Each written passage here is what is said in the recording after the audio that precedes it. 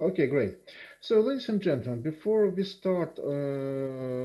proceed to the today's topic, I would like to repeat some things we have already discussed earlier. Today we had a seminar actually dedicated to the problem of smart cities, and we had a very interesting discussion, at least during my seminar, which was dedicated to the problem of what is actually a smart city, how we can understand that a city is indeed smart. So, there were an opinion that the key basis of a smart city is Wi-Fi access. Indeed, it is true, because we need internet access to ensure smart functions for our city. But it is just the basics. What should we add to this basis? We have to use smart connected products. Ladies and gentlemen, I kindly ask you to remember what is a smart connected product, how we can define it. Ladies It's and a gentlemen. I think it's a product uh, which which is connected to the customer by social media or internet, and it allows customers to buy or take this kind of service on a distance. Well, well, not necessarily to customer, ladies and gentlemen, but basically you are right. Smart connected products, okay, they are, as you understand, smart and connected. What does it mean, connected? Actually, they are connected to other objects. These objects may be customers, indeed. It may be a central operating agent, why not? It may be other products, etc. For example, let's imagine if we organize smart transportation network in a city, what do we need? Okay, we need to connect all our cars, all our transportation vehicles to the transportation network. It means this transportation network will collect information about the real situation with the traffic, and it will use this information to organize traffic actually. So it means that cars are able to exchange information with the central operating agents, the operator of the transportation infrastructure of the city. So this infrastructure collects information about cars and about traffic jams, about parkings, etc. And this information is distributed to these cars, or actually to drivers, obviously. So it is about connectedness. Products are linked to a central operating agents, or maybe to each other. Why not? What does it mean, smart? Okay, the full smartness, if I may use this word, means that objects do not need human participation for its operation. It means that products are not only fully automated, but they are able to make decisions about how to operate. So actually, driverless cars are a good example of such smart products.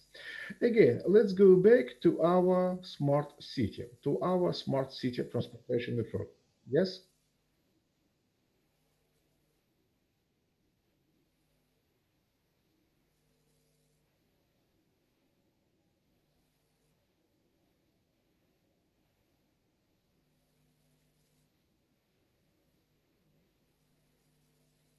I'm afraid I didn't get your question.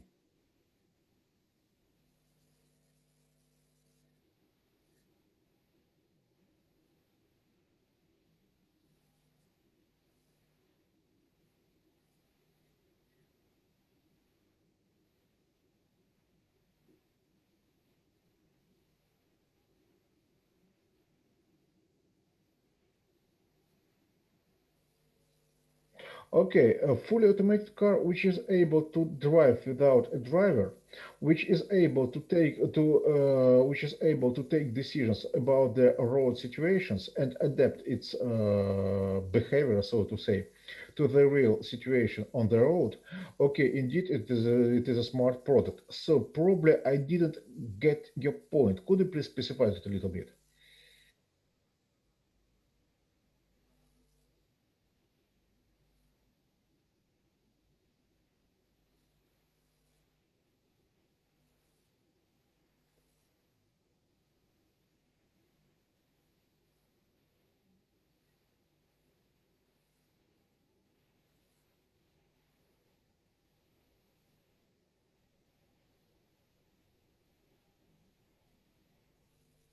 Well, well,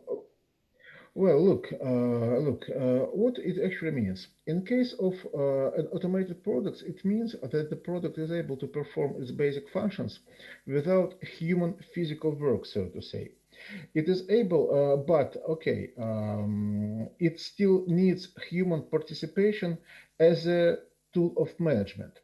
Actually, a smart product is able to collect information about the real situation, but it is not able to process it. It is the first degree of smart development, I would say.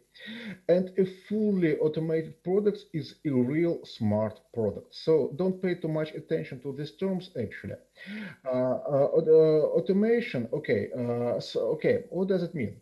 Smartness means that a product is able to collect information, to gather information about itself and about the situation around it. But it is not able yet to use this information itself. It still needs human participation to be operated. Real smart products are fully automated ones. They do not need human participation. This is why they are actually smart, really smart, because they are able to operate without human intervention. Do you understand it? Okay, so ladies and gentlemen, actually, I would like to point out to the question which has been just asked.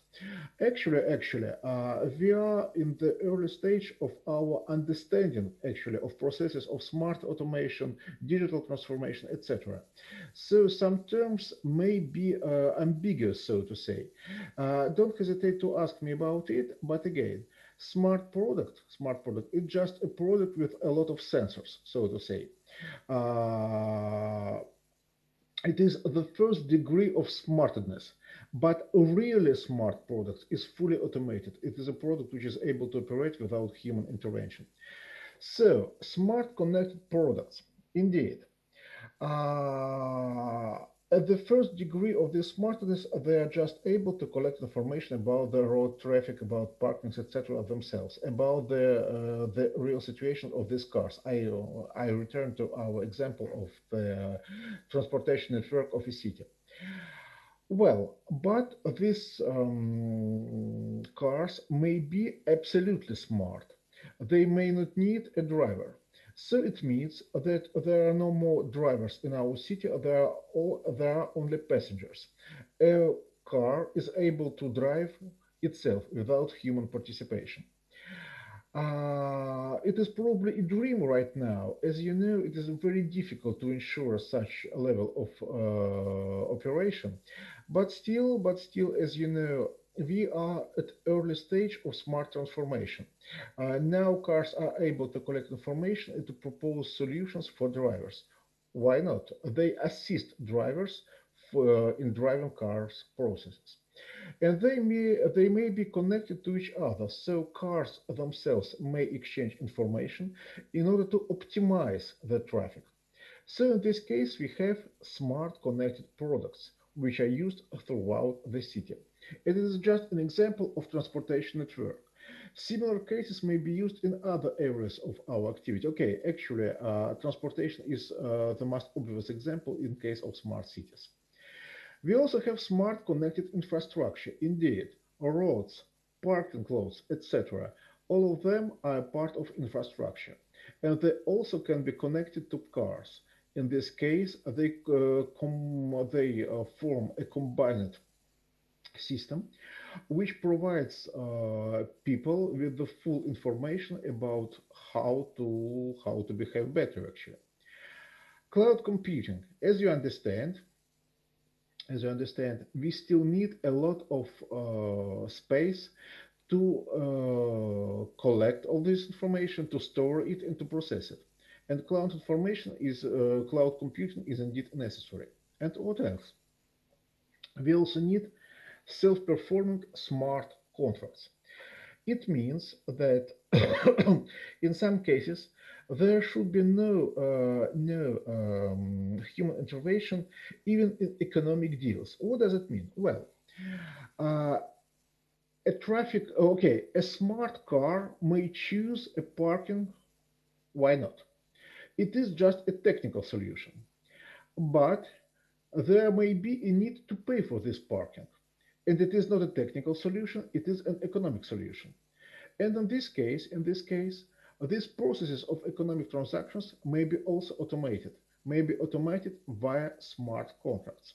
You get access to parking lots in the city thanks to contracts, and as soon as you access a parking lot, you automatically pay for the use of these services. So, ladies and gentlemen, in this case, you get a high level of comfort. You may dedicate all your time to your real work, to your leisure, etc.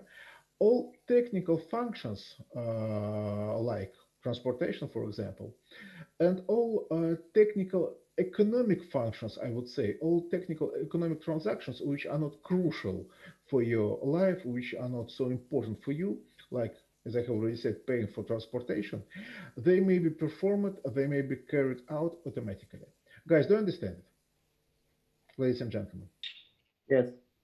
Well, so in this case, a smart city starts indeed with global internet access. Well, in case of a city, it is a city-wide internet access, based most probably on the Wi-Fi infrastructure. Now we should go to the 5G internet access, because only this technology of internet transmission allows us to fastly exchange information, which is necessary to perform all these functions. After that, we go to smart connected products.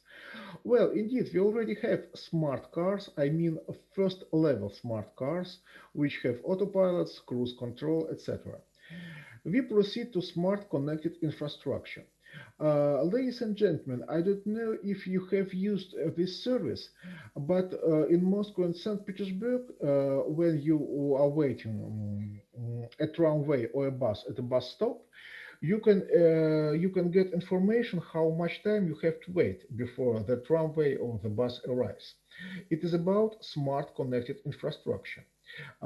Tramways exchange information with the transportation information system, and this information is published, is announced to potential passengers. So it is a kind of smart connected infrastructure. Okay, indeed, first level of it, but still. Okay, cloud computing is just a backbone of this infrastructure. We have not yet good examples of self-performant or smart contracts, but probably they will be introduced in near future. But now, key features of smart cities, which are cities of things technically, it is internet access, smart connected products, and smart connected infrastructure. Ladies and gentlemen, do you understand it? Yes. Yeah. Well, why I am repeating it, ladies and gentlemen? Again, as I have informed you during our first lecture when I discussed the rules of evaluation, okay, you should pay attention to the theory which is proposed to you in the lectures. Okay, you can collect information about topics which you choose for presentations. You can collect this information in the internet. Obviously, you do so. But you have to present this information, so to say, according to the theoretical framework which was proposed in the lecture. Okay, not necessarily according, because there may be different approach to theoretical understanding of these topics. But please still consider this theory, because you don't just have to propose a description of the topic. You have to analyze it. Please pay attention to it. Okay, ladies and gentlemen, do you understand it, guys? Yeah, it's clear. Okay, great. So now, if you don't mind, I would like to ask you if you remember what is blockchain. Do you remember the nature of this technological phenomenon? What is blockchain? We discussed it during our previous lecture, so I would like to understand if you remember it correctly. Yes.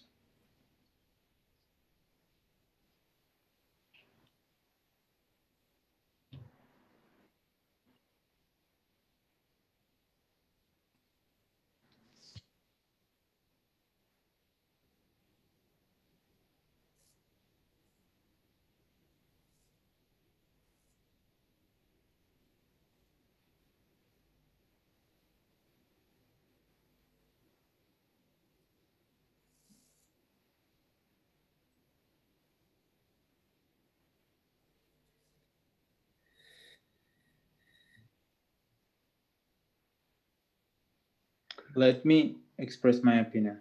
Oh, go ahead. So, You're welcome. blockchain, this is a chain of blocks where Obviously. blocks are the consumers who bring it bring together eh, because of the trust, because of the mutual belief, and because the high level of security of information. And there is a certain term, a well awareness of about the changes in this chain, and people who are together in this blockchain, they can rely on them and know each information, each transaction, each change about the partners. Okay, ladies and gentlemen, what we need to understand actually, there can be confusion between blockchain technology and distributed ledger technology. What is blockchain? It is just a technical solution which can be used to register information. We discussed it. I will go back to the slides if you don't mind. Just a moment. Mm, Just a moment. Okay. If you remember, we discussed that there may be different types of blockchain. It may be public, private, collective, and hybrid. Well, you discuss the situation with public blockchain, which is indeed used to organize distributed ledgers. Ladies and gentlemen, do you remember what is a distributed ledger? Guys? No, I know. I don't know. Okay, let's repeat. Well, actually, a distributed ledger is a ledger which is not controlled by a central agent.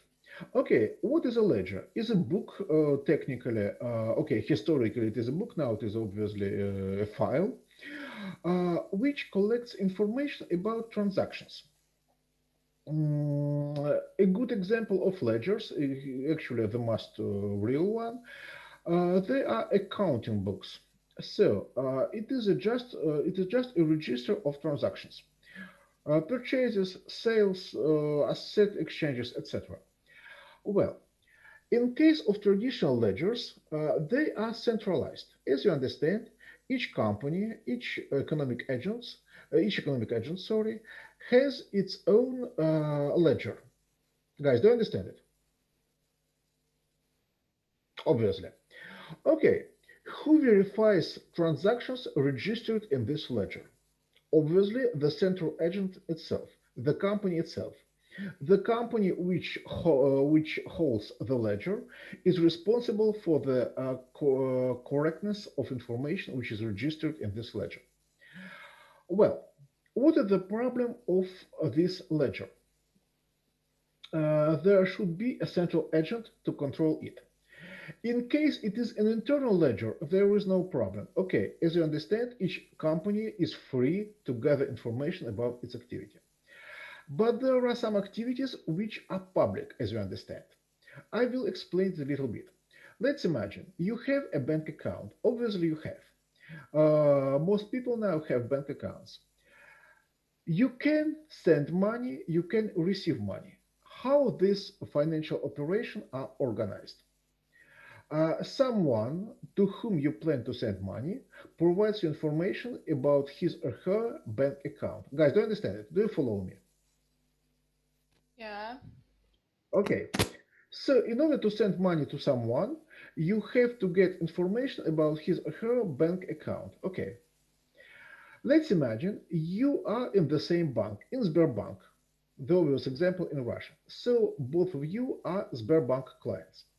Well, you send money to your partner, to your colleague, I don't know, to the person for whom you pay, I don't know, a visit to a restaurant. Well, why not? Who process this financial transaction? Obviously, the Sberbank itself. Uh, Sberbank registers information about you sending money and about your friend or your colleague who gets this bank transfer. So this operation is centralized by the Sberbank, but actually the deal is not for Sberbank itself. It is a public deal. It is a deal which is performed by Sberbank customers. It is not an internal deal of Sberbank. It is an external deal. Guys, do you understand it? Okay. So, and sometimes you don't want to have a central agent because the central agent may collect information about you. It may gather data about your behavior. It may stop your financial transactions if they seem suspicious to it. So, in this case, we have to replace this central agent by a distributed ledger, a ledger without a central agent. And in this case, there should be a procedure of common verification of transactions. So, there is a network of users of this public blockchain, now we go to blockchain, which verifies all transactions, the procedure you described in your reply. In this case, there are no central agents. All transactions are registered in the public blockchain and they are verified by users themselves. But blockchain is very useful in this case because it is immutable. Nobody can modify information in it. It is trustworthy, so to say. And we have to ensure this trustworthiness because there is no central agent. But ladies and gentlemen, blockchain can be used by a central agent in order to protect information about transactions. So, even a central agent may use blockchain technology. What does it mean? Blockchain technology is just a technological solution which helps you to protect information and to ensure free access to it for all interested parties. And a distributed ledger, it is a procedure of public verification of information which is registered in a public blockchain. A public blockchain, which is a very specific case of blockchain in general. Guys, do you understand it?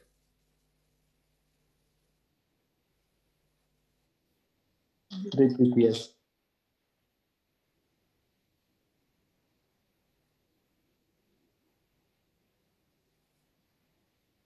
No, no, no, no, no, no. A central agent may use blockchain just to register information.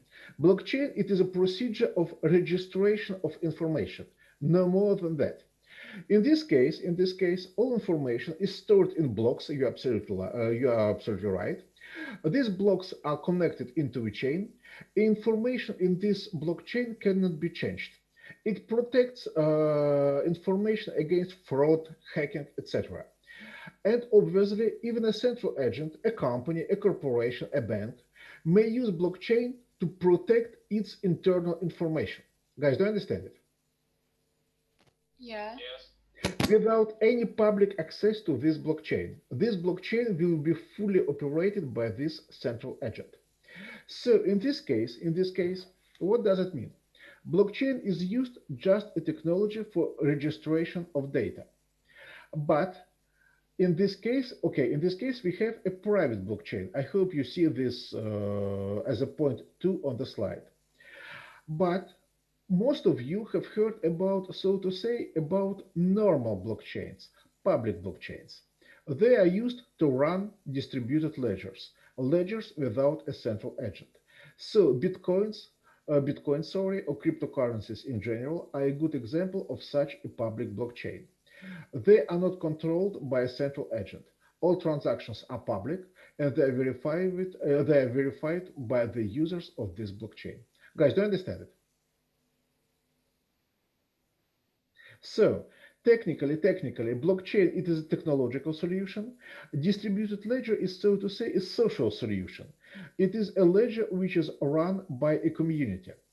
But obviously, in case of a public ledger, we have to ensure its trustworthiness. Sorry, and blockchain, which protects information and can introduce good procedures of verification, is just a good technological solution to run public distributed ledgers. Guys, do you understand it? Okay, it is really important to understand it because blockchains are mostly associated with cryptocurrencies, with public ledgers, with distributed ledgers. It is not so actually. Blockchain can be used for internal purposes of a central agent. Please keep it in mind. Okay, guys, let's go further. Let's go further. Sorry, I guess we have stopped here.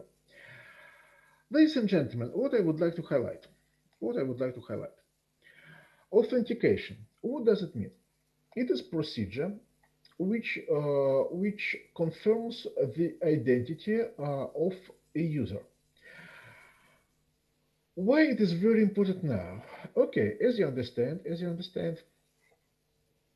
the world is steadily turning digital.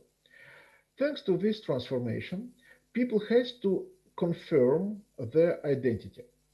We have to confirm our identity to make transactions with our bank accounts, to get access to institutions, etc. Uh, normally, in order to ensure this access, we use the procedure of authentication. There are three basic ways to ensure this access. First model of access is based on passwords. What does it mean, ladies and gentlemen? Okay, it is very simple. All of you have social networks accounts. All of you have email accounts. So you have a login and a password. A combination of this password and login confirms your right to use your mailbox or to your social network account. So it is just a combination of letters, symbols, etc., which confirms your access. What about keys, guys? Do you have any ideas? What is a key?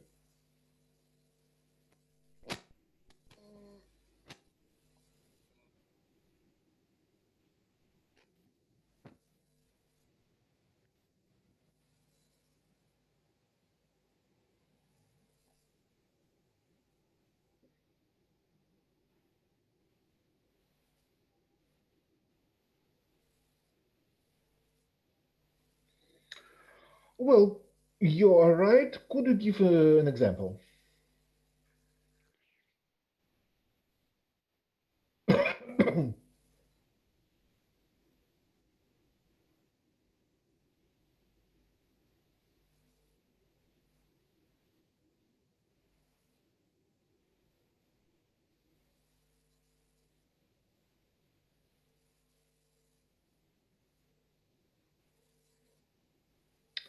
Okay, promo codes are more similar to passwords, actually.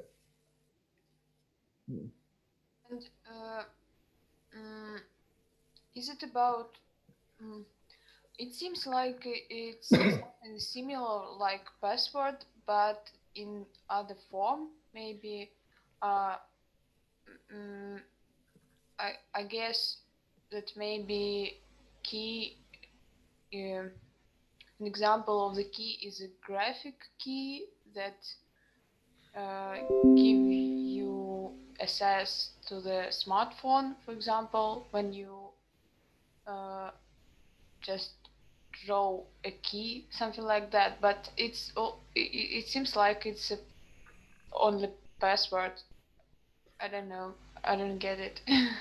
Okay, ladies and gentlemen, let's forget about our Can I beautiful. Yes. can I try to say what the key is? So my example will be specific, but for example, when you buy a computer game in Steam, in order to provide to prove that you are not a pirate, Mhm. Steam gives you a special key, with which you need to activate the game, and only after you do that, you can play this game. Yeah, Okay, licenses. it is about passwords, guys. Technically, it is about passwords. Okay, ladies and gentlemen, let's forget about our beautiful digital world. Let's go back to the history, so to say, to the traditional world. What is a password in the traditional world? Do you understand it? Yes. What is it?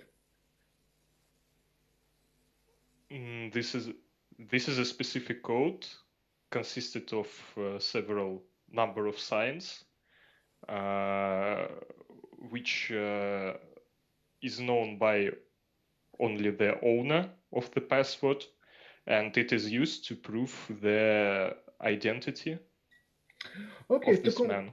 to confirm the identity, so to say, ladies and gentlemen, if you have ever seen historical movies about war, for example, you could remember that soldiers, officers often use passwords in their real life in order to identify their army mates, in order to distinguish them from enemies. So passwords are just words, are just codes, are combinations of symbols. Okay, in the historical military life, they're real words. Now we have different combinations of symbols and different combinations of symbols, but still it is about symbols. Okay, in our real life, again, let's forget about digital transformation. In our real life, what is a key? It's a tool to open something. Okay, generally to open a door, as you understand it. Okay, it is a physical tool which is used to open a door. So again, excellent. It is a physical tool, ladies and gentlemen. It is very simple. In case of digital transformation, a key is also a physical tool. A physical tool which holds information about yourself. A very good example is a plastic card, a plastic access card, which is used to get access to somewhere. So, for example, if you go, if okay, I hope you have ever been to our buildings of HEC. So, in order to get access to your classes, to your classrooms, you have to use your plastic card, your access card. Guys, do you understand it? Yeah, yeah. So it is just a key. Very simple. It is just a key, but which is not used physically, so to say. It is a physical tool for information storage. It stores information about your identity, and it is used. Okay, just okay. It is a physical tool, but which is not used physically, so to say. It is used to provide information about yourself. Ladies and gentlemen, what about biometry? Do you have any ideas what is it?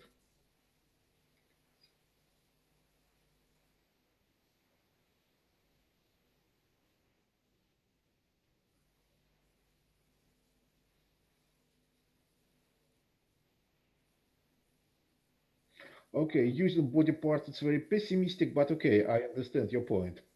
Okay, okay. Ladies and gentlemen, now let's go back to our traditional world. Okay, let's imagine.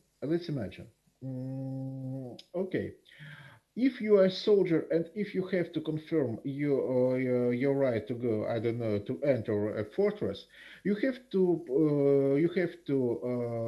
use a password which will be set by you to the officer. Okay, no problem. In case in case, I don't know, you want to enter your hotel room, you will have to use a key, a normal physical key, I mean. Now, let's imagine how you recognize, for example, your parents, your girlfriends, your boyfriends. Do they have to provide a password to confirm that they are your parents? No. No, obviously. How do you recognize them? They have With By sight, absolutely right. You remember their faces, you remember their manner of behavior, etc. visual features. Visual, voice, etc. Okay, now obviously, if your mother calls you by phone, okay, your smartphone will identify her number, obviously. But even without that, if you answer to this phone call, you will recognize the voice of your mother, technically. Well, so ladies and gentlemen, now, as you understand, biometrical authentication is one of the main trends of the development of authentication because it helps to replace these symbolic like passwords or physical like keys tools by features, okay, so to say, by physical, personal, behavioral, psychological features of a human. So in some aspects, so to say, we go back to the traditional recognition of persons, persons whom we know we recognize by sight. So technically, persons whom we know don't have to provide any documents, any keys, etc. We just recognize them. They have their full identity, so to say. And okay, biometry is used for the same purpose. It is used to identify person on the basis of its real personal characteristics. Guys, do you understand it? Okay, so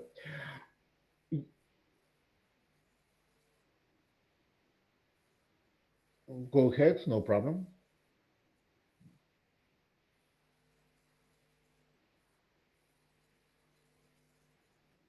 Mhm,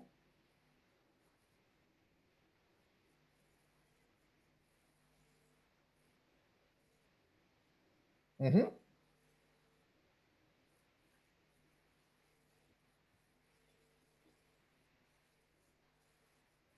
mhm.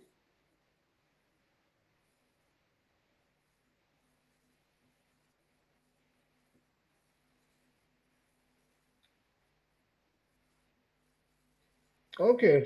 Mhm,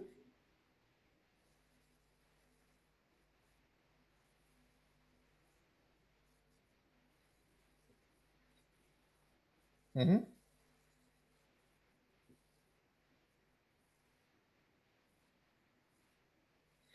Okay, very good, very good. Why not? It's absolutely correct. It's absolutely correct. Okay, biometrical authentication based on biometry helps you to replace wardens, help you replace security guys. Well, it is very, very efficient. So, ladies and okay, let's now discuss how it works. Okay, ladies and gentlemen. What are the key advantages of biometric authentication? Okay, key advantages, but we will discuss this problem in details a little bit later. Okay, as you understand, biometric authentication cannot be destroyed. Okay, technically, someone can destroy your body, but it is not a normal situation, as you understand. So it is a constant tool of authentication. It cannot be lost. Obviously, your body parts, your behavior models, etc., they are always with you. So it cannot be lost. It cannot be forgotten. And which is very important, it cannot be transferred. What does it mean, ladies and gentlemen? As you understand, in case of traditional passwords or keys, uh, these tools of authentication can be transferred without any problems. So technically, for example, you may give your password to your email account to your colleague. It is quite a normal situation actually, because sometimes you are absent and your colleague can check your email and answer. But okay, from the point of view of security, it is not a very good solution. And sometimes this transfer may not be voluntary. So someone may force you to disclose your PIN code, for example, for bank account in order to steal your money. So in this case, you simply lose your money because someone got the right to use your tool of access. In case of biometric authentication, it is not possible because, as you understand, okay, it is technically more complicated, I would say, because, okay, your physical characteristics are only yours. It is very difficult to transfer them to anybody. Obviously, someone may force you to use your fingerprints, for example, to get access, but well, it is difficult to steal your fingerprints. In case of a mm, plastic card, okay, it is much easier to steal it.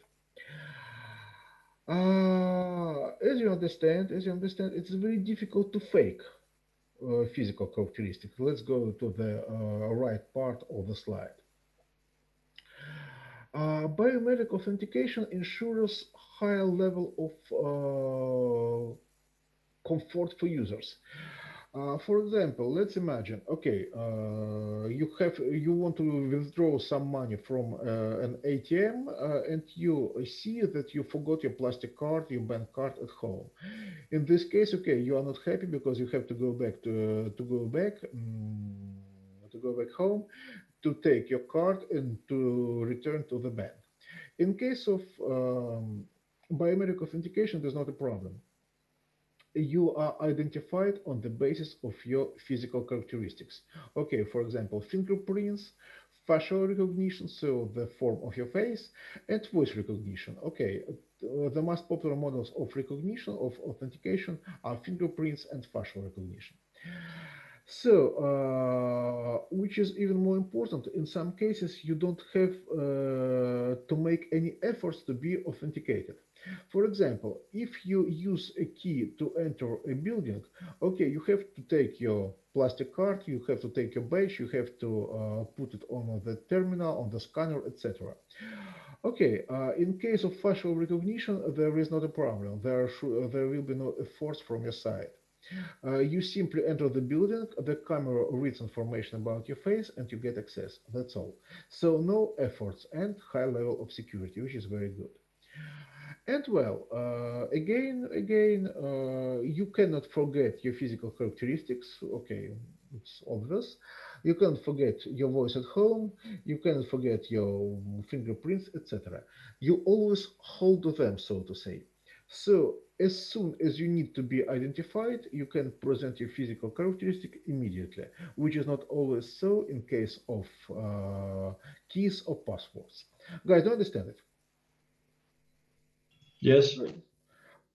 Okay, so let's go. What about key features of biometric authentication systems?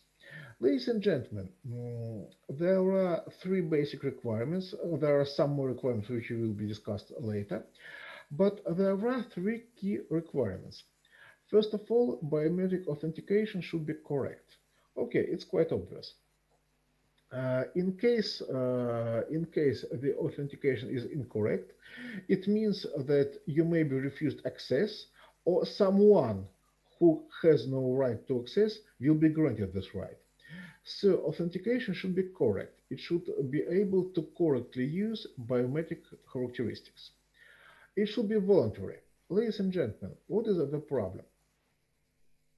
What is the problem? In case of passwords and keys, you always provide this information voluntarily. In case you want to enter your mailbox, you are asked to provide your password and your login, and you do it voluntarily because you want to get access to these IT resources right now. In case of biometric authentication, some ethical problems arise. Because, okay, as your physical characteristics are always with you, you always bear them, so to say, it means that they may be collected without your will, without your express will. And it is indeed a problem. So, use of biometric authentication needs a higher level of privacy protection. We discussed this problem. Okay, again, ladies and gentlemen, we had some discussion about this topic during our seminar today. Indeed, use of biometric authentication in smart cities makes your privacy less protected. And living, guys, do you understand what it means? No, can you explain? Okay, I can explain, but maybe you have some ideas, ladies and gentlemen. What about living? This is actually a very cruel thing, I would say.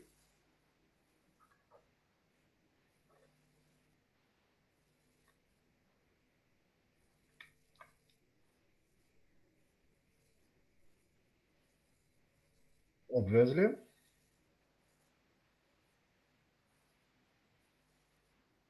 Mhm.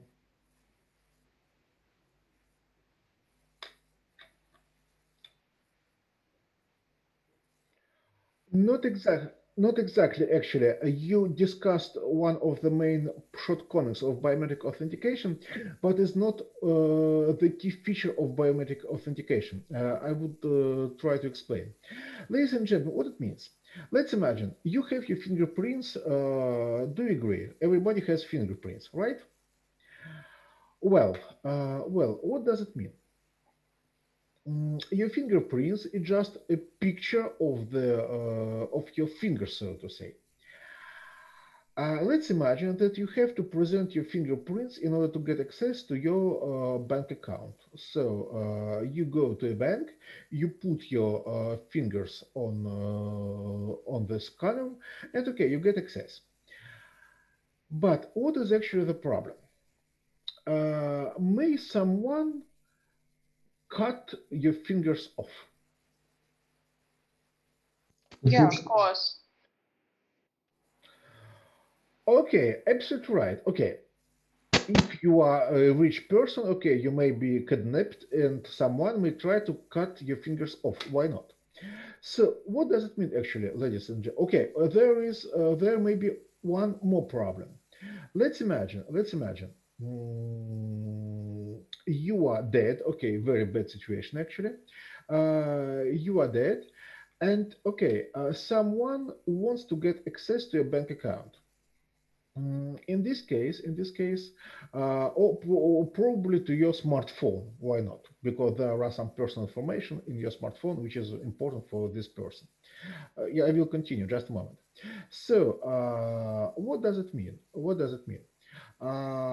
Your fingers are still the same. They are dead, so to say, but the picture remains the same. Guys, do you understand it? Yeah. So let's imagine you are dead and your wife, for example, takes your smartphone, puts your fingers on this smartphone screen, she deblocks the smartphone, and in this case, she gets access to the information on your smartphone. Guys, is it clear? Yeah. So, yes, go ahead.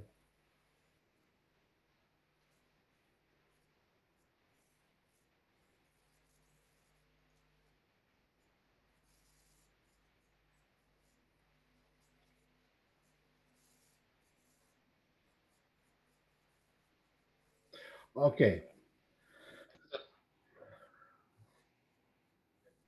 But Okay. but Mhm. they can't do it immediately, I think.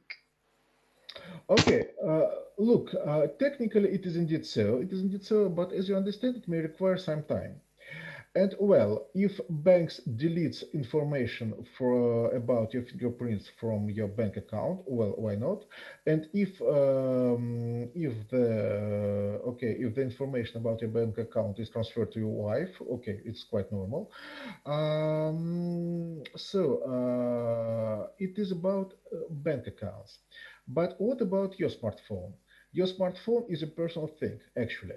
You cannot transfer the right to use your smartphone to your wife when if you are dead, as you understand it.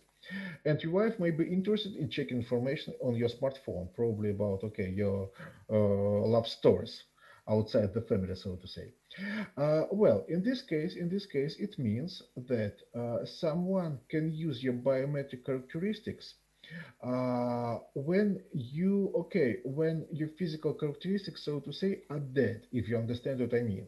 Okay, they are technically the same, but they are not connected to a living body. Guys, do you understand what I mean? Yeah. Okay, it is actually a very sad and a very cruel story, but still it exists.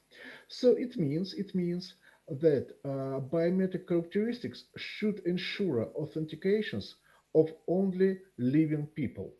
It should be able to check the state of living, so to say, of the person it checks. Guys, you understand it? Yeah. Okay, so it is about the living. So, guys, let's continue. Let's continue. Just a moment, sorry. Yes. What are the requirements about biometric parameters which are used for authentication? Okay, first of all, it is universality. Ladies and gentlemen, do you have any idea about what it means? Universality. And they are available everywhere. We can use in any industry. Not exactly.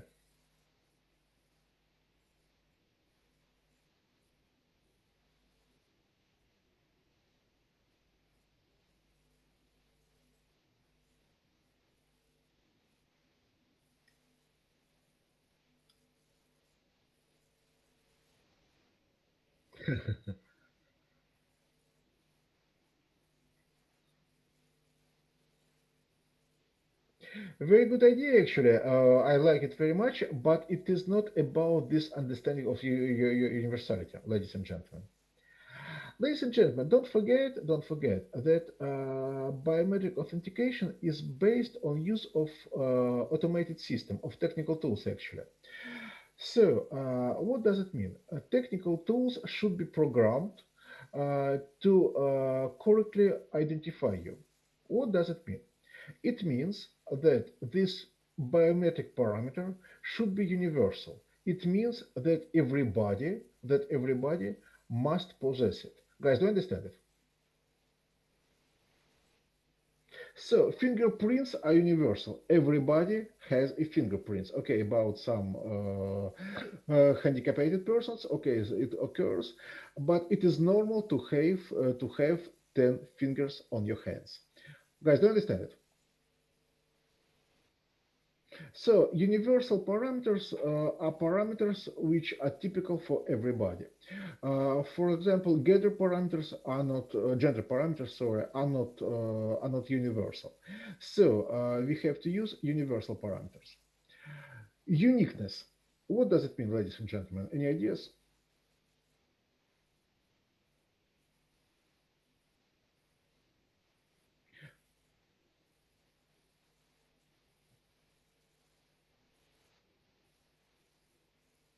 Excellent, absolutely right. It means that your physical characteristics are unique. So the parameter itself is universal. Everybody has fingerprints, but your personal fingerprints are unique. Nobody else has the same finger picture, so to say, like you.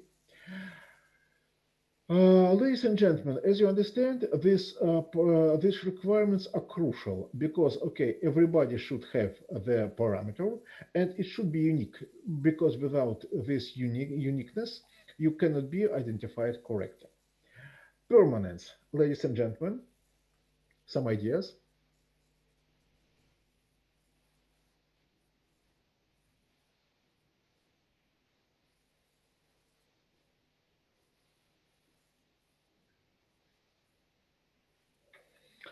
Well, very optimistic, but technically you are right. Well, ladies and gentlemen, absolutely right. It means that the impact of time, so to say, should not be very important for this characteristic. Impact of time, impact of any events, etc. Or at least this impact should be clearer, so to say. So, for example, if you get ill, your voice, okay, becomes a little bit different. But the system, which is based on the voice recognition, should be able to recognize your voice, should be able to recognize the basic characteristics of your voice, even when you have some voice problems.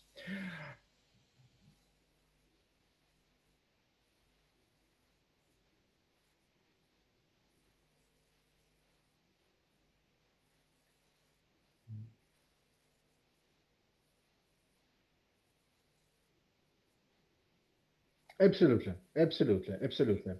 Okay, not perfectly, as you understand it, but still they are able to solve main problems of, how should I say, of changes which normally occurs to your voice, to your face, etc. So, for example, technically, okay, it is quite normal for men. Um, if you, let's say, shave off your mustache, okay, in this case, okay, the system should be still able to recognize your face. Okay. So, because the form of your face remains the same with or without mustache, obviously. So, it should be measurable. So, what does it mean? It should be possible to collect this information. So, it should be possible to collect this information. So, it means that there are technical possibilities to make people provide this information. Well, what's next? Performance, ladies and gentlemen. Okay, it is quite normal. Okay, performance, it means the efficiency. A system of biometric authentication should ensure a low level of errors. We will discuss it a little bit later, different types of errors. Acceptability. Ladies and gentlemen, it is a very important ethical point. What does it mean? People should be ready to provide this information. Collection of this type of information should be acceptable for the society. Because, for example, as you know, okay, how should I say? For example, fingerprints are quite normal, but still, in some states, in some countries, it may create unnecessary reminiscence of Nazi regime, for example. So, in some cases, fingerprints are not a very good solution for authentication. What else? For example, the color of your body, actually, the race you belong to. As you know, it is a very important ethical problem, race discrimination, etc. And well, many people will be unwilling, most probably, to provide information about their race in order to ensure a biometric system which is based on the race parameter, etc. So, guys, when you design a biometric authentication system, please pay attention not only to its technical characteristics, but also to ethical ones, because people may be unwilling to provide this information.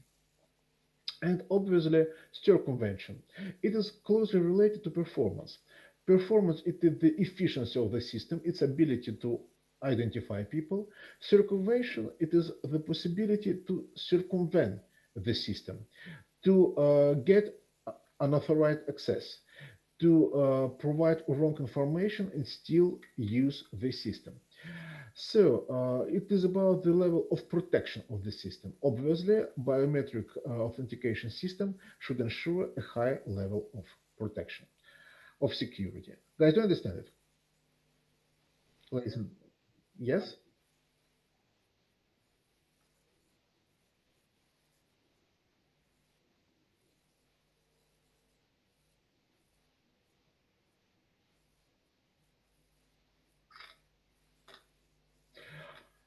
Nobody can fake your fingerprints, obviously, but okay, not exactly this very problem.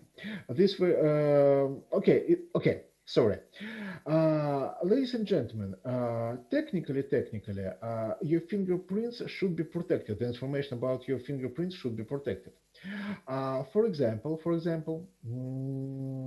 what does it mean? Mm, you put your finger on a scanner, right? And well, someone may collect this information from the scanner and may fake your fingerprints. Technically, it is possible. It is not so very easy to do so, but it is possible. It is possible to collect information about your iris in case of eye recognition, etc. It is possible, technically possible, but again, it is difficult to make a universal key for such a system. As you know, in hotels there are universal keys for all rooms. It is possible to make a kind of universal, I don't know, fingerprint, so to say, or universal eye form, eye color, which make this system to provide access to it. So a system should be protected about such incorrect use. Do you understand it? Okay. So, ladies and gentlemen, we should make a clear distinction between static parameters and dynamic parameters. What are static parameters? Okay, in this case, we just measure, so to say, we just measure a parameter, the state of the parameter. In case of dynamic parameter, we measure the behavior of a person, so to say, its manner of behavior, sorry, his or her manner of behavior. Uh, what does it mean? What does it mean? In case of static parameters, examples may be fingerprints. Indeed, the form of these prints is much the same, and it is just a static measure. Iris, your eye, palm geometry. Indeed, it is also a static characteristic. Your palm geometry is more or less fixed. Face geometry, voice. Uh, the type of your voice, your sound, etc., is also generally the same. But ladies and gentlemen, we have a dynamic characteristics, a dynamic characteristic speech. Do you understand the difference between voice and speech? Yeah. What is the difference actually? Why voice is static and speech is dynamic?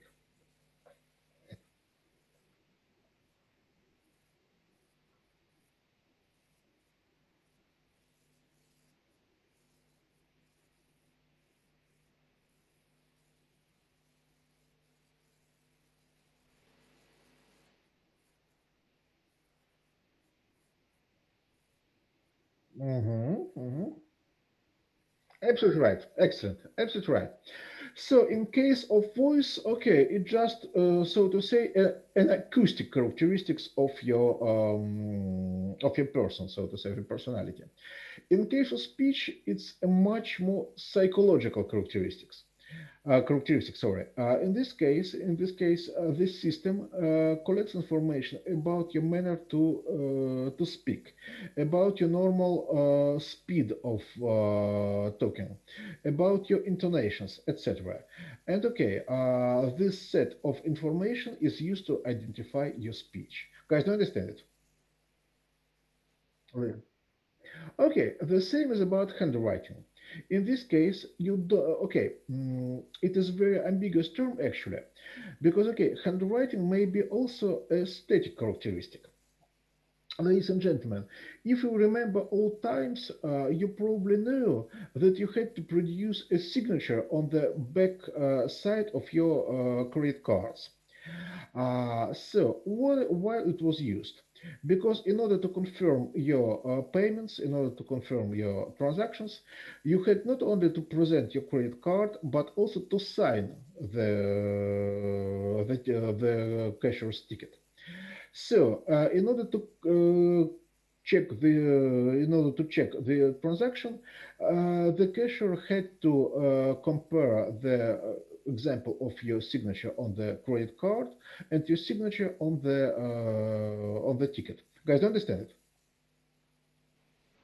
Okay, but it is just a aesthetic characteristic. It is believed that your signature is generally the same. Okay, but what is handwriting? It is not the signature. It is not the picture of your signature. It is your manner to write. So you have to write dynamically a text, and the system will identify your manner of writing. Guys, do you understand it? So it is about dynamics. The same is true for keystroke dynamics. Your manner to use keystrokes, your manner to type, the speed of typing. Okay, I don't know, the force of typing, etc. So it is also a biometric parameter, your unique manner of typing. Cardiac sounds again. It is okay. How should I say? It is the normal speed, the normal behavior, so to say, of your heart. So it is also can be measured and used to identify your personality. Okay, your identity. Guys, is it clear?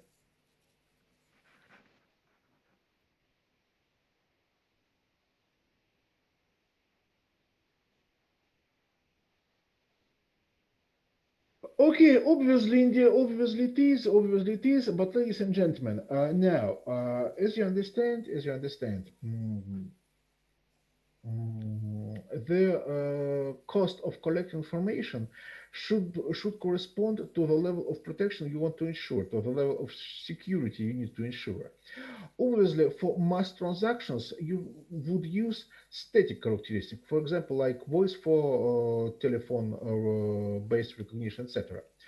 But in case you need a high level of security, you must probably use dynamic characteristics. And in this case, you should gather information about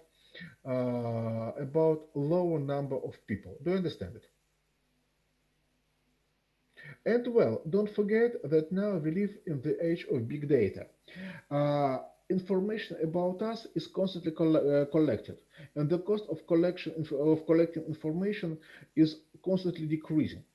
So it is not so difficult to collect information. Okay, most probably in the near future, it will not be so difficult to collect information about our speech or about, for example, our keystroke dynamics. Because, okay, for example, if you type an SMS or a message in a social network, this information may be collected, it may be processed, and okay, it will be used without any problems. Guys, do you understand? Okay. So it's how it goes. It's how it goes. Okay, next point. Ladies and gentlemen, what we should understand. Biometric authentication is never 100% accurate. There will always be mistakes. But it is quite normal. It is quite normal because biometric characteristics are not absolutely stable, so to say, and they are not so distinguishable, I would say. In case of passwords, for example, the information registered, okay, the information about passwords is different. And password represent a fixed set of data, a fixed set of symbols. In case of your physical characteristics, they may slightly change, and they may become similar to physical characteristics of other persons. And in this case, okay, it will be problematic for the biometric authentication system to correctly identify you. What are the key types of mistakes, guys, of errors? We have two basic types of errors: false acceptance rate and false rejection rate. Do you understand the difference between these two types of errors? No. Okay, guys, please try to think. False acceptance and false rejection. What does it mean? How do you think? Acceptance and rejection. Okay, now, what is biometric authentication used for? To provide you access to different services, assets, opportunities, etc. For example, you need to provide your, I don't know, your face geometry to get access to a building. I don't know, to the Federal Security Service building. Well, what does it mean? False acceptance rate and false rejection rate. Well, So, uh, Go yes, ahead, guys. with the false acceptance rate, it is when we accept the people that do not actually match this biometric authentication. Okay, not about. It is not about matching geometry. Not about matching biometric characteristics. Sorry, it is about giving the right of access to persons who don't have this right. Okay, so we falsely accept people. We falsely authorize people uh, who actually don't have the right to get access to some services, assets, areas, etc. Good, very good. And what about false rejection rate?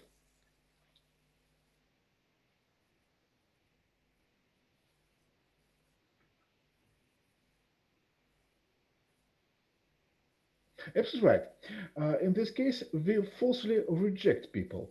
We falsely refuse the right of access to persons who actually have it. So, ladies and gentlemen, as you understand,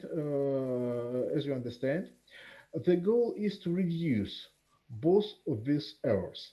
We have to decrease the level of false acceptance rate, and we have to reduce the level of false rejection rate.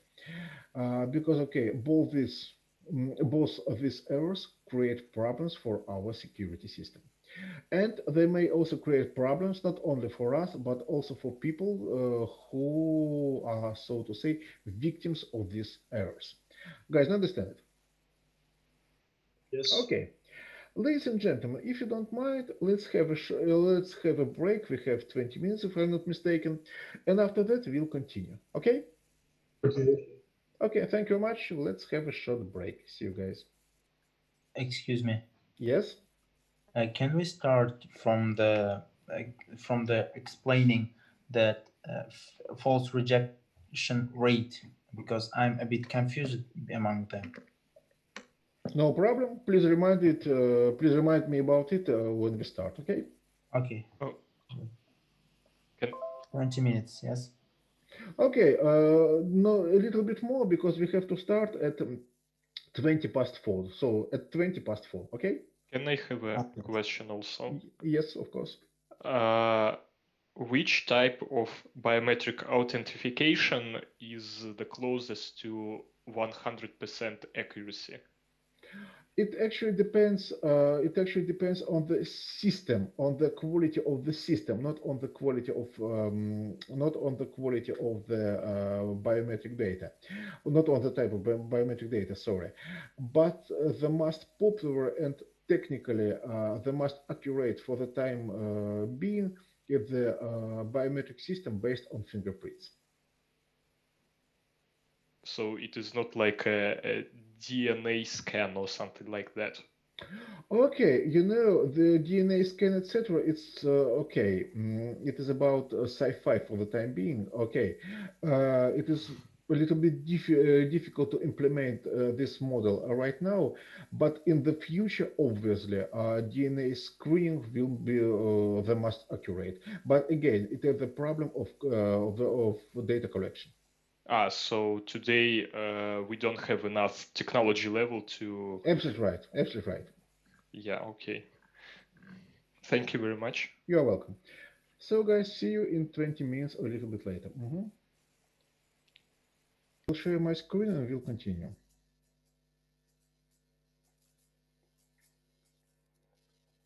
Do you see the screen? Okay, I was asked after the end of the previous lecture all about false rejection rate. Ladies and gentlemen, again, false acceptance rate, it is about the situation when a person which has no right to access, is, however, granted this access.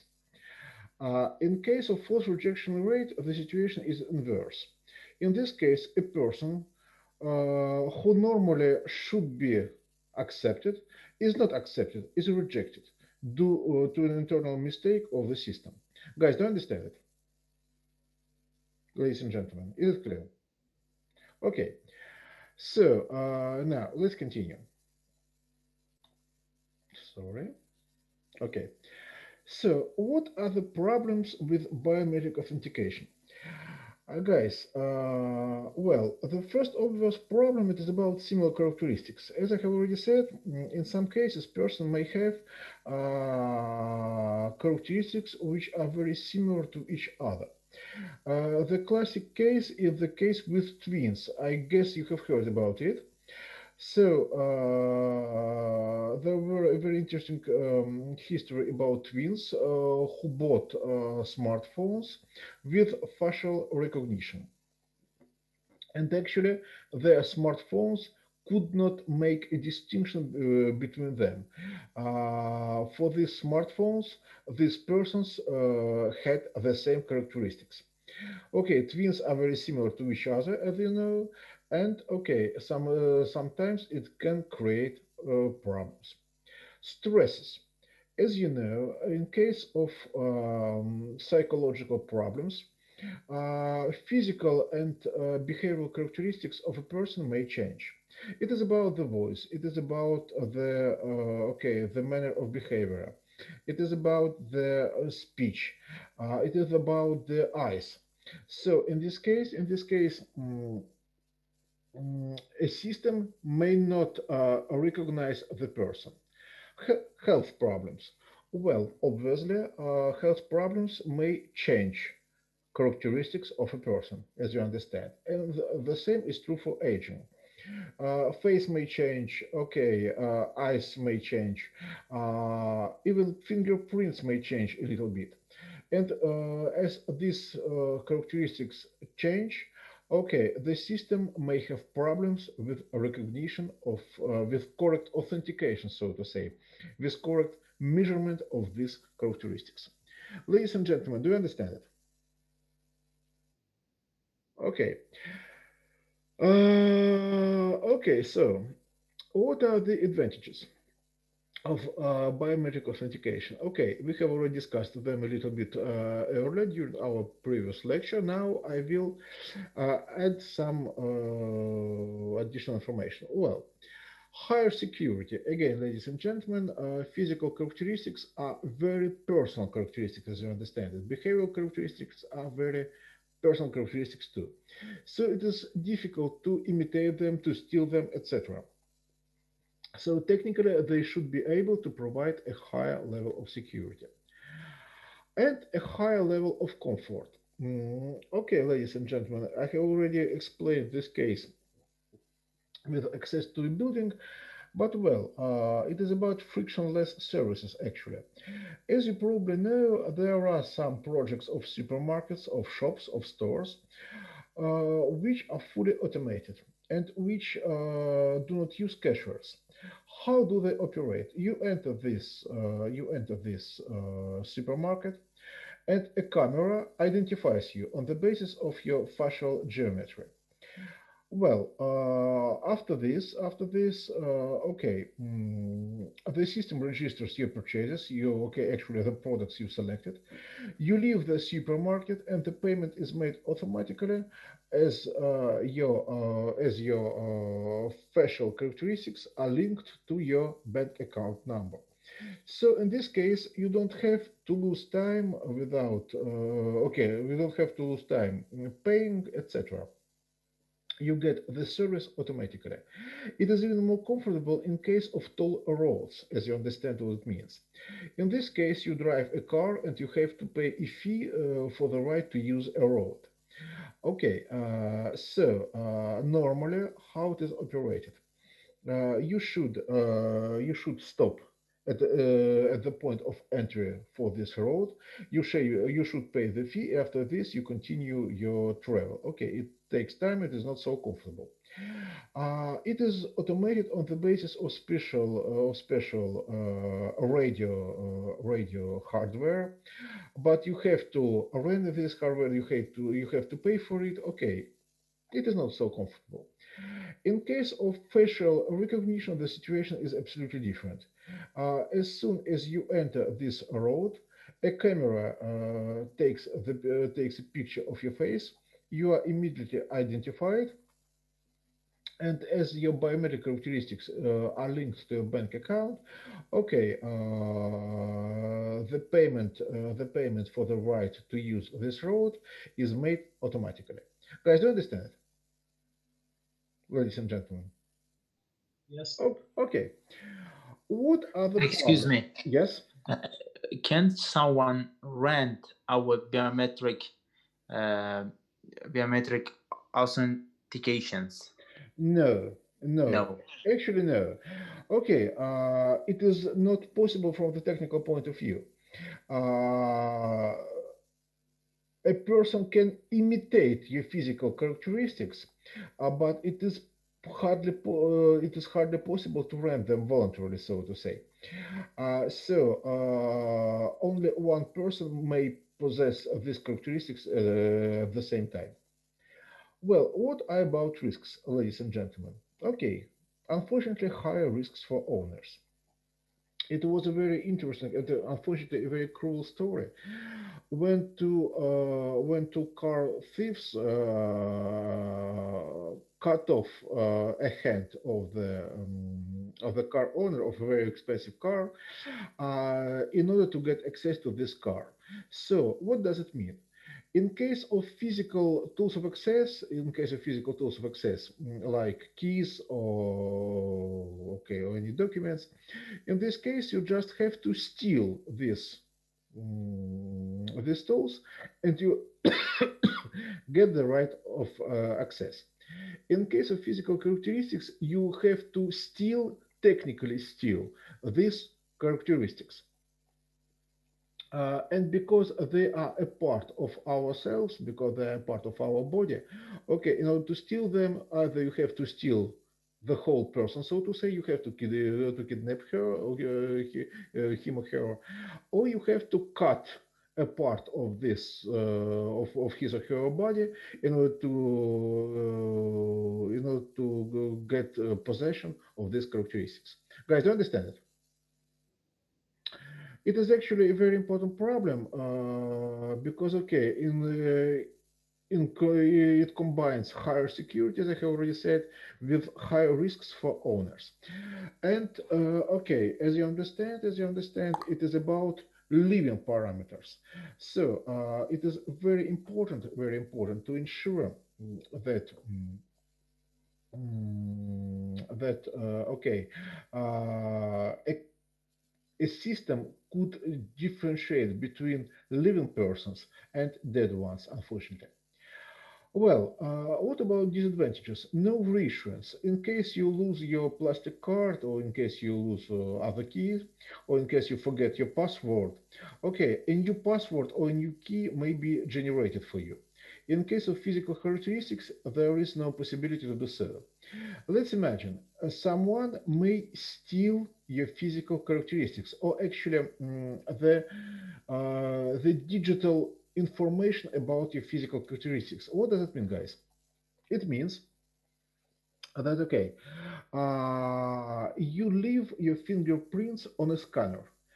And okay, someone may okay take a copy of this picture, may use special plastic materials to imitate this fingerprint, and okay, on the basis of this imitation, to get access to your assets, to your real estates, or to your bank accounts, etc. Well, it is a very complicated story, but it is not impossible to do so. And in case you want to get to get biometric data of a rich person, it may be worth doing so. So, in case your personal information is compromised, in case it was stolen by thieves, well, in this case, it is hardly possible to reissue it. This problem is not fixed yet. It is about ensuring connection between physical characteristics and digital picture of it. But well, as I have already said, the problem is not solved yet. And well, it is about privacy too. Ladies and gentlemen, as you understand, and as I have already mentioned, in case of physical material keys, in case of passwords which you present voluntarily, okay, it is your sole will to provide this information.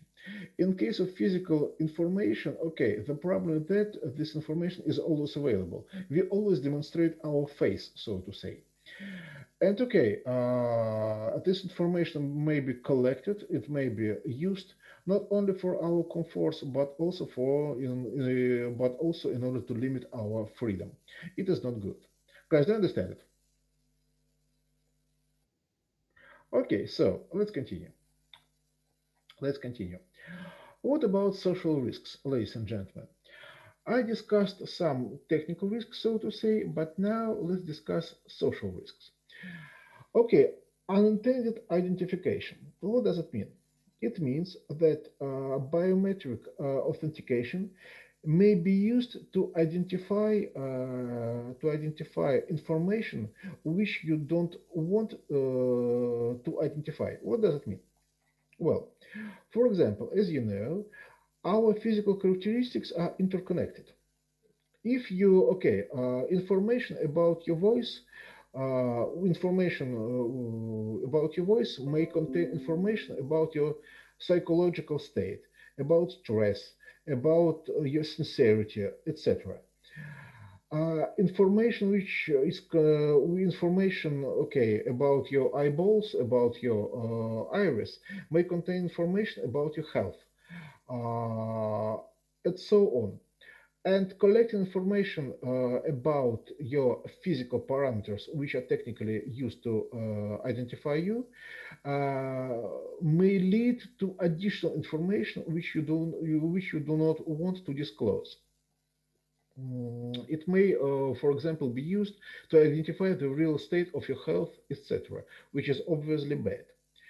Not the health, hopefully, but the intention to do so. Well, the other problem is that okay, the other problem is that you may be identified when you don't want to be identified. I have already discussed this problem a little bit. It means that, well, normally you demonstrate your face for identification, I don't know, at your job entry, for example. But well, cameras which are installed all over the city you live in may collect information about your habits. Okay, they will collect information about you, where you spend time, uh, when and where you work, etc. And it may be used to control you and may be used to disclose your privacy. Is it clear, ladies and gentlemen? Guys? Okay, what about manipulation? It is a very difficult problem. Okay, as I have already said, information which is contained in your voice, for example, or in your iris, may help other people to identify your real psychological and physical state, and it may be used to manipulate you. Ladies and gentlemen, as you probably know, some banks implement a system of voice recognition. So when you call a bank, the system automatically recognizes you, mm, not only on the basis of your phone number, obviously, but also on the basis of your voice. So, how do you think? How do you think? Which financial company, which type of financial company, were first to implement this system of voice recognition here in Russia? How do you think? And for what type of purposes?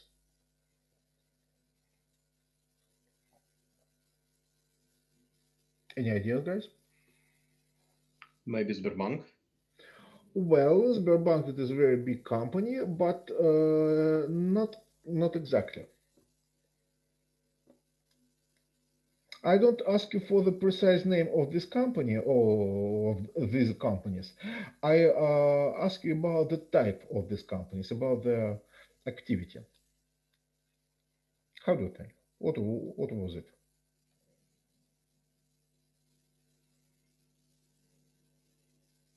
Is it banks? Not exactly. It is about financial activity, but it is not exactly about banking. It is related to banking, but not completely.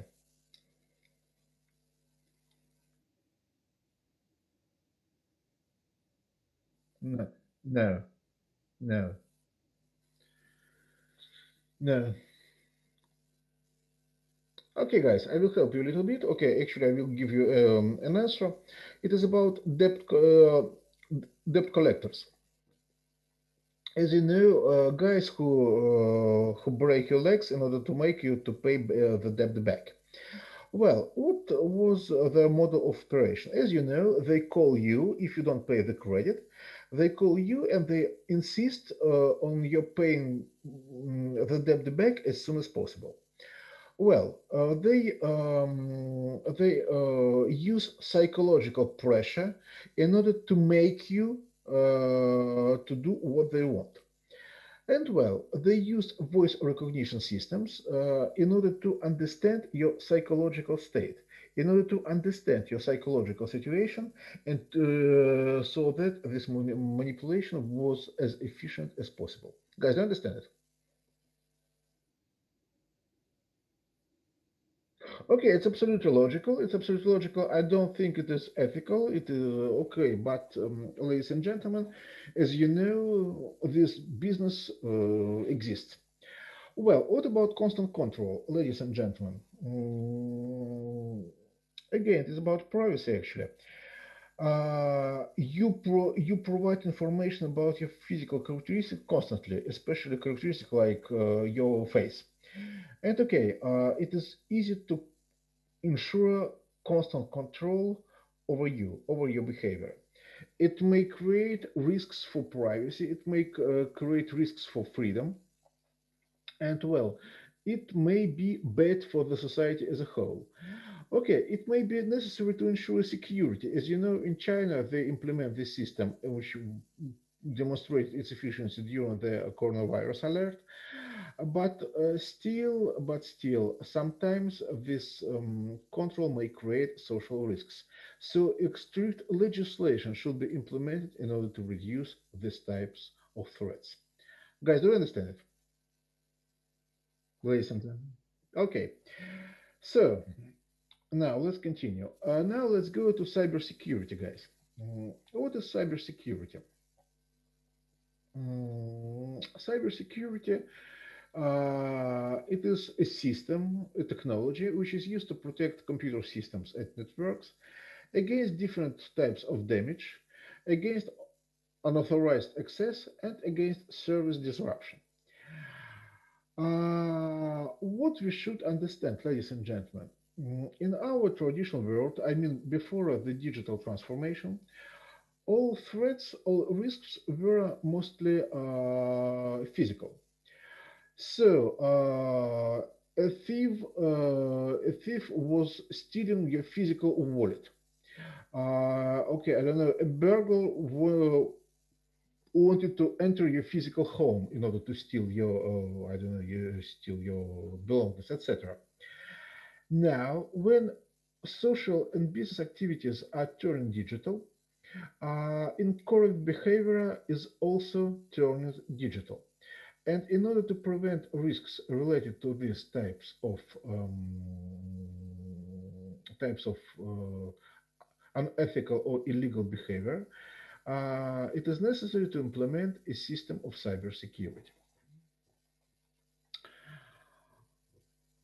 Now, let's look at main types of attackers, ladies and gentlemen. There are hacktivists, there are nation states, organized criminals, insiders, and individuals. What does it mean? let's start from individuals. Individuals, hackers, they are not often interested in financial gain. They may be willing to get some money from their attacks, but still, the main goal they want to reach is reputation, recognition within the hacking community. As you know, there is a big hacking community in the world, and well, a successful attacks earns you points, so to say, for your reputation in this community. So they demonstrate their technical skills, their programming skills, their ability to disclose information, okay. They do not interest in financial crimes. A very dangerous type of attackers are insiders. They are hackers. They are hackers or simply criminals who previously worked or currently work for a specific target firm. So they normally have a very good knowledge of the security system of this company, and they have a good knowledge of the industry. Taking into account this information, these persons can steal money. They can, how should I say, they can circumvent all security systems thanks to their knowledge of the system. Ladies and gentlemen, as you know, here in Russia there were very famous, or if you prefer, infamous stories about information leakages from Sberbank and from MTS, our leading mobile network operator. All these leakages were organized by insiders, by persons who wanted to earn money by selling information which is normally closed. Organized criminals. Well, very simple.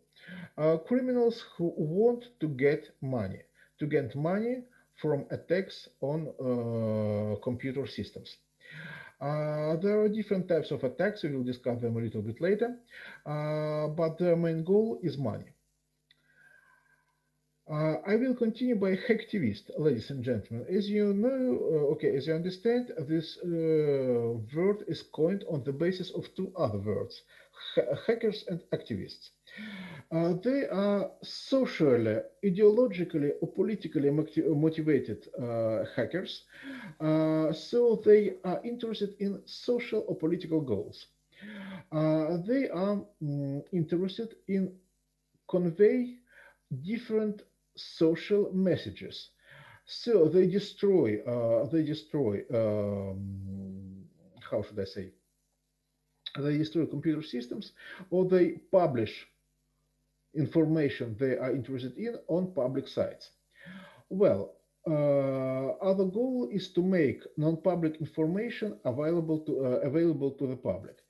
Okay, a good example of such a hacktivist probably is Edward Snowden. You have heard about him, I hope so.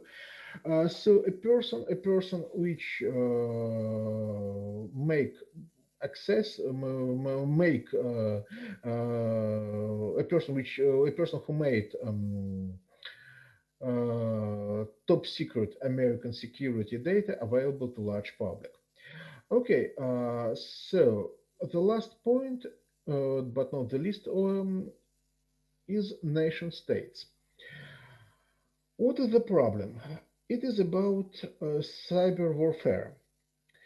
Intelligence agencies and cyber warfare organizations of a nation state, which attack other states' infrastructure in order to disrupt its economic activity or to gather confidential information. Uh, this type of attackers is mostly aimed against other nation states, not against business entities, but still it is very dangerous type of attackers. Guys, do you understand it, ladies and gentlemen? Okay, let's continue. Let's continue. Um, what about changes in the profiles of attackers? Ladies and gentlemen, the first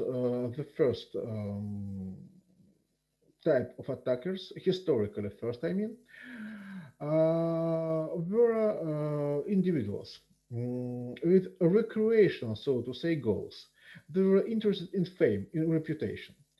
Obviously, they are limited in technical resources because they only have their personal resources, and their activities are known to the public. So to say, they do not hide themselves. They are interested just okay in effective attacks, not in finance, not in how should I say, not in social results, etc. They are most of all interested in reputation, in demonstration of their technological, their programming capacities, individual capacities, I mean personal capacities. Well, what about criminals? Okay, they they create damage to people by stealing money, by asking for ransom, etc. Their technical capabilities are also limited, but obviously less limited than in case of individuals, because criminals normally form groups. They can combine resources, and as they get financial profits from their activities, okay, they can invest their profits into their technological development. So they are very, very dangerous. Hacktivists. Well, they are interested in statement of their political, religious, social, ecological, or any other position. They demonstrate their ideology, so to say. They are emotionally committed to their activities, and they form large network. Ladies and gentlemen, it is a really big problem. They will not destroy your business as a whole, but they may, okay, how should I say? They may destroy your reputation. They may create problems in functioning of your business. Let's imagine, okay, you have a picture which you don't like to have on the starting page of your website. Okay, which is very bad. Okay, you're ridiculous. They form large networks because they are socially motivated. It makes their resources less limited, and they attack specific goals. They do not attack anybody. They choose a goal, they choose a victim, and they attack it. Organized crimes. Well, economic motivation, first of all. Okay, the difference between criminal and organized crime is that criminals are, how should I say, at a preliminary stage of their development, so to say. They form groups, but not so big ones, and well, their level of organization is pretty low. In case of organized crime, okay, Italian mafia is a very good example. They form big teams, big groups with very high technical resources and capabilities. They have established structures, and okay, they have a good possibility to earn money from their activities. Well, while criminals are also, okay, in addition to financial gains, are also interested in vandalism.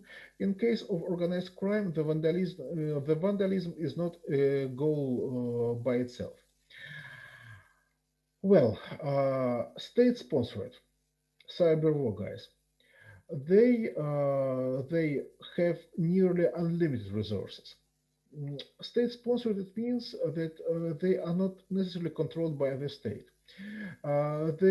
This type of attackers may represent a team of patriots, so to say, which is supported by the state, but which doesn't belong to the state official structure.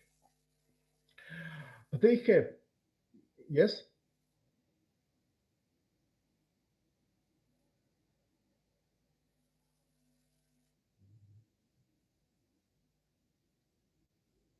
absolutely right. Absolutely right. So, in the obviously, because okay, as you understand, if you attack other states, okay, in this case, the state would retaliate. While if the attack is organized by a group of persons which have no official links to the government, okay, in this case, there are less reasons for retaliation. Well, they have a very good technological level. They have nearly unlimited resources. And well, ladies and gentlemen, they represent a huge danger for states. For states. As you know, now there are a lot of examples of such cyber war, such cyber warfare. Russia is often accused for making such acts. Okay, but the same actions are performed by the US, by China, by Iran, etc. So attacks against unfriendly regimes, attacks against unfriendly states are pretty normal nowadays, which is sad, but okay, it is the reality. Well, let's continue. Guys, do you understand this situation? Okay.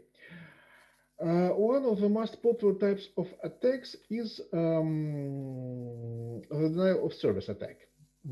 How it operates? I guess you have heard about it. It is normally called distributed denial of service attack, DDoS. Ladies and gentlemen, at the lower level, under the red line, you see the victim. What is the victim? Normally, it is a website or a service provider, online service provider, okay, which provides access to its services to a large public. I don't know, Amazon, for example, Netflix, etc. At the level, the upper level, sorry, above the blue line, we have the attacker. Okay, a group of attackers or one single person who creates malware, a program which will generate attacks against this victim. This attacker secretly uploads this malware on computers that will be used to control this attack. So this attack is distributed, it is not directly controlled by the attacker. These agents, in their turn, create a zombie botnet. They upload attacking software on a lot of other computers connected to internet, obviously.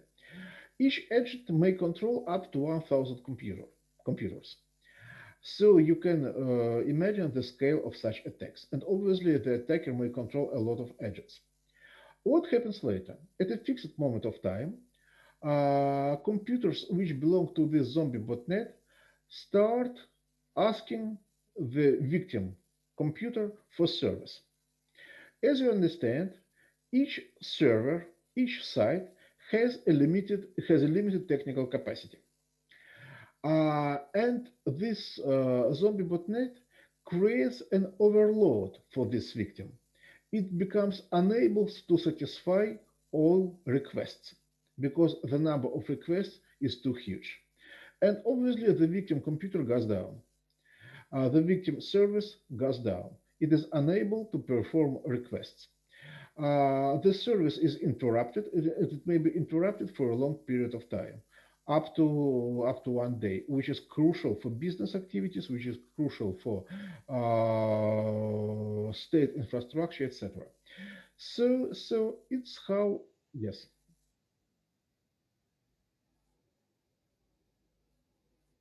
Okay.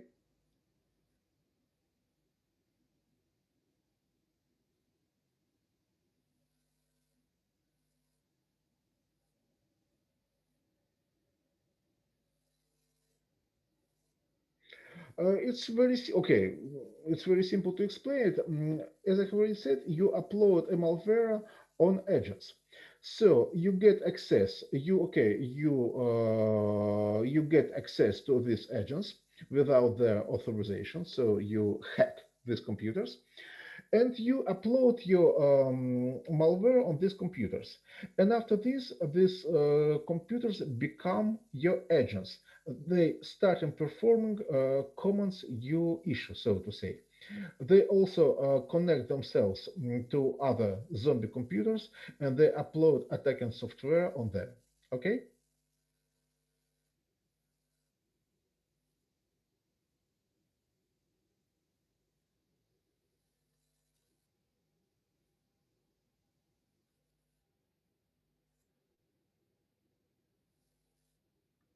Absolutely right. It is simply unable to to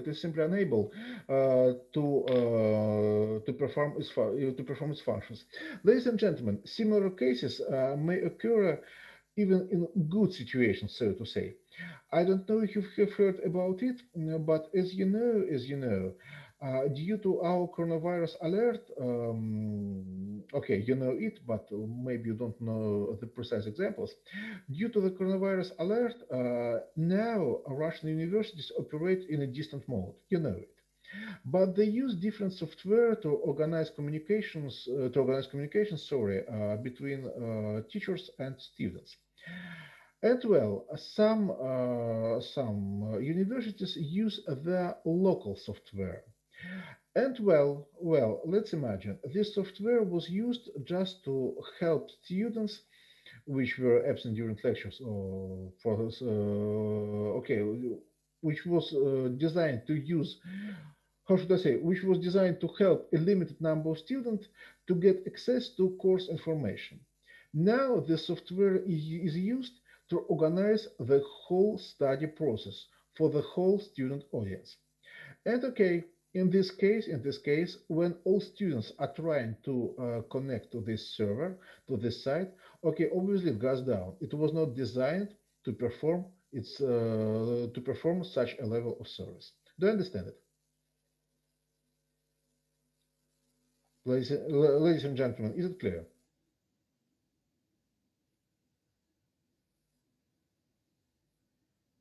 Okay, okay. Unfortunately, it is probably true. So in this case, the goal of the denial of service attack is to create an artificial level of request for the victim so that it goes down. Okay, guys, is it clear? Okay, so let's continue. What are main types of cyber crimes? Okay, I forgot to mention one more type of attacks. Okay, ransomware. Do you understand what is it, guys? Ransomware.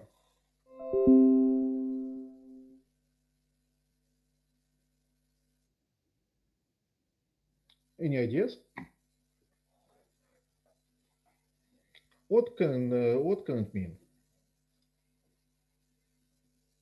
I will help you a little bit about the word ransom.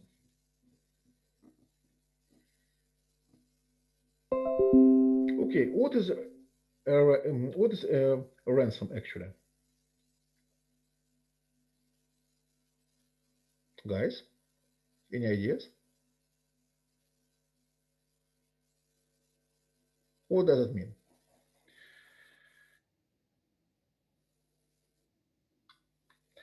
Okay, a kind of. It is a fee, a payment which you have to make in order to get free of attacks, in order to avoid being damaged by other people. So in this case, what happens? For example, someone uploads this ransomware on your computer. It means that your computer, for example, will be blocked until you pay the fee the hacker asks you to pay. Um, it means that okay, as soon as you pay this payment, you will get an access code which will deblock your computer. Guys, do you understand it?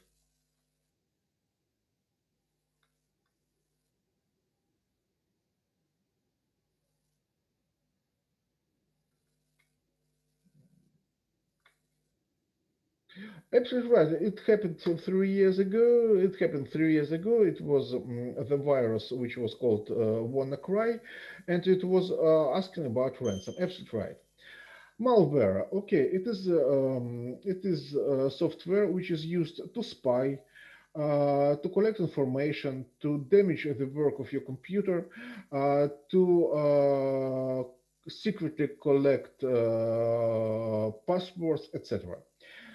So it is used. Yes,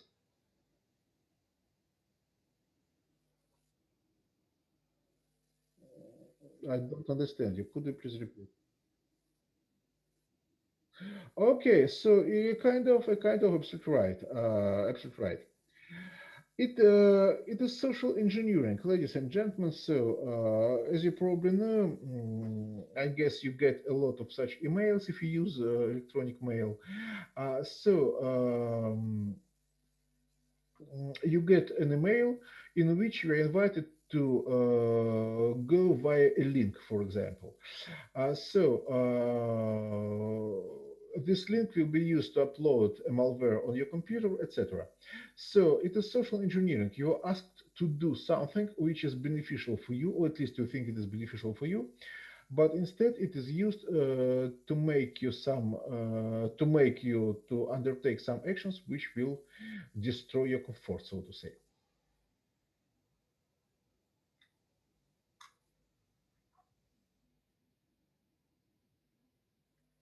Uh, Phishing is just a special case of social engineering. I just gave you an example.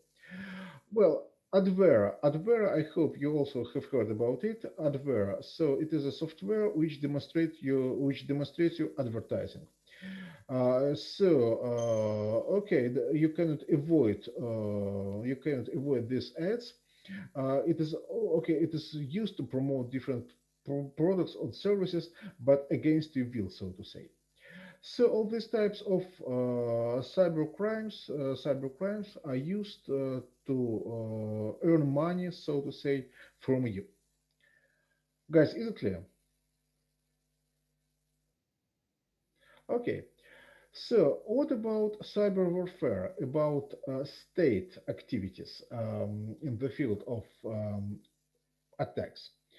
There are three main types of such activities: espionage, sabotage, and propaganda. Well, espionage or spying is very simple. Computers, cyber activities are used to collect information which is not intended to be public, which is not be intended to provide it to external or especially foreign agents. So in this case, hackers try to get access to closed, non-public information.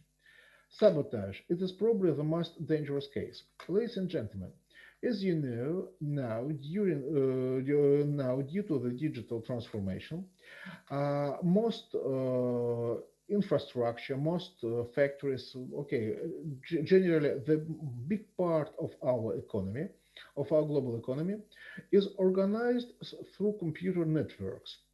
It is true for power grids, it is true for water infrastructure, water supplies, etc. So if you make a damage for such information system, I mean for information system which is responsible for, I don't know, water supply management, in this case the whole water supply of a country will be destroyed. Not destroyed physically, I mean, but there will be problem in water supplies for different customers, which may create huge problems. It may destroy the normal order of functioning of electric grid, etc. It may lead to blackouts and so on. So it is about sabotage. Sabotage is intended to, how should I say, to make damage for infrastructure, both military and civil one. And propaganda, ladies and gentlemen, okay, it is a very interesting case. It is a combination of information war and cyber technologies. It is about fake news. It is about promotion of how should I say, of fake points of view, etc. So it is used to make your enemy to believe in the things you promote. A very popular case right now, as you know, fake news are now a very big problem on the global level. Guys, do you understand it? Ladies and Ladies and gentlemen, if you don't mind, I would stop here because after that we have to proceed to a different topic, which is much bigger, so to say. So I would like to start it next time. Uh, Ladies and gentlemen, there is one point which I guess I omitted from our lecture. It is about authentication. Unfortunately, I don't see the slide. Okay, about authentication, guys. I will add this information to the presentation before I upload it to the LMS. I want you to know that okay, there are unimodal and multimodal authentication systems. Unimodal are based on one characteristic. Multimodal use a combination of characteristics. Okay, the advantage of unimodal systems is that they are cheaper. But obviously, multimodal characteristics are more efficient. They are more efficient from the point of view of real authentication because they analyze different physical and behavioral parameters of a person. Guys, do you understand it?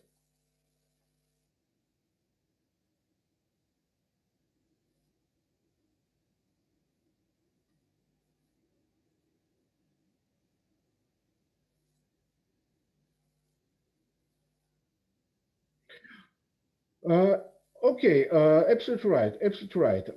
So they will be used. They will be used indeed to collect information. Okay, to check your fingerprints and maybe to check your face geometry at the same time. Or maybe them. Okay, not necessarily at the same time. Actually, there may be consecutive checks, but still the system is based on more than one characteristics. Okay. Okay, ladies and gentlemen, that's all for today. Do you have any questions? No, thank you. Yeah. Okay, thank you very much. Ladies and gentlemen, thank you very much for your participation. I will stop the conference. Thank you very much and see you next week. See you guys. Bye bye. Thank you very much.